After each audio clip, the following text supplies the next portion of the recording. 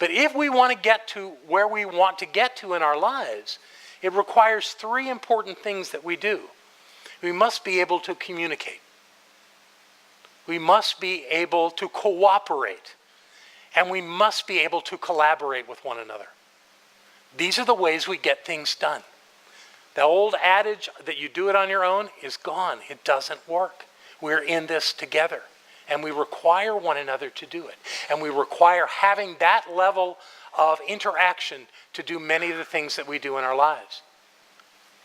So I'm bringing this all up because I want to talk to you about this key element that I find in these interactions that most people were never taught, but has made an incredible difference in my life and how I use it and how I see other people using it.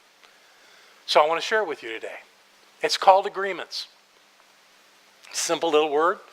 Most people think that that's a document, that everything's written down by two parties, and the party of the first part and party of the second part all get together and they create this document and they all sign it and have it notarized and we're done.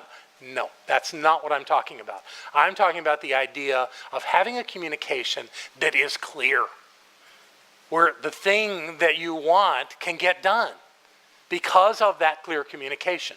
You see, every one of us has a separate reality. Most of us were probably taught that there's only one reality, that you get it from one place somehow, and that's just not the case. Each one of us has a whole collection of perceptions about how life works, and we base everything we do on that. And none of us, the same way none of us have the same fingerprint or irises, none of us have the same consciousness. We all have our own collection of understandings that we base our life on. So when somebody else does something and we think, that's just wrong, that's bad, that shouldn't happen, they're an awful person. They're actually not. Because from where they stand, everything that they're doing makes absolute sense. And you can take this to the extremes, but that's not where I'm going right now, because we live in a civil society where most of us get along pretty well. We're just not communicating well. And this is our opportunity to up that. How do we do it? Back to agreements. If you do not keep your agreements, how could you ever expect anyone to keep one for you? Little agreements. I said I would get you this. I said I would do that. Whatever the task is, take it as a sacred trust. Most of what we say is not communicated well. Most of what we say goes right past people and they don't get it. Even when it's important to us. How can that be? Let me give you one of the most lovely examples that I know. You want Billy to go clean his room. What do you say? Billy, go clean your room. What does Billy say? He says, okay. Here's the deal. About an hour later, you go and check Billy's room. It hasn't been touched. Billy hasn't even been back in there. Is Billy bad? Did he lie to you? Is he somehow wrong in the way he's doing this? Well, it would seem, but that's not the truth. That's not the highest understanding here. The greater understanding is that clearly your communication never really got to Billy. Billy's done doing what he was doing. Now he wants to play his drum. Okay?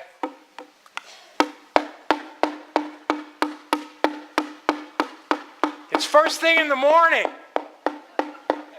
You're trying to get down some kind of a caffeinated drink and check and see what the posts are on Facebook, right?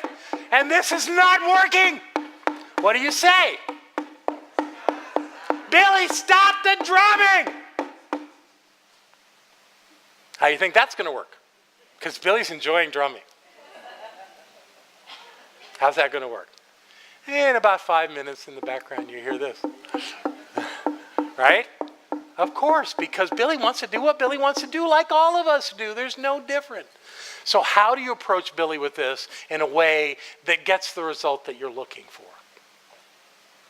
You say, Billy, you get his attention. Billy, Billy, Billy. And you look in his eyes because he's a real person. And you want to communicate with him. I know you love to play your drum. Acknowledgement. You're acknowledging that he's doing something that he really enjoys. That's a good thing. That creates a connection. And then you explain, I really want a few minutes to drink my coffee and to check out online and see what's going on. And I can't do that while the drum is here. So, Billy, would you be willing to take the drum outside to play? Or give me about an hour to do what I need to do before you play the drum. Would that be okay? Can you do that? And Billy goes, same answer. Okay. Different result. Why? Because you have an agreement. Because Billy and you were in a state of communication this time. He understood why it was important to you. He understands the game, the connection, what's going on, and he won't play the drum for the hour. Agreements seem so simple, but they're truly sacred trusts. They are two people saying that they will do their part on either side of an agreement. And it really does work because we are actually high-functioning species, human beings are. And given the opportunity, we'll come through more than we'll fail. If we give people enough information, information is what people require to be aligned with where we're trying to go. That's what the difference is. So Billy's not playing the drum. And I want you to know this is not a bit about manipulation. This isn't that you're trying to control someone. For God's sakes, Billy is 48.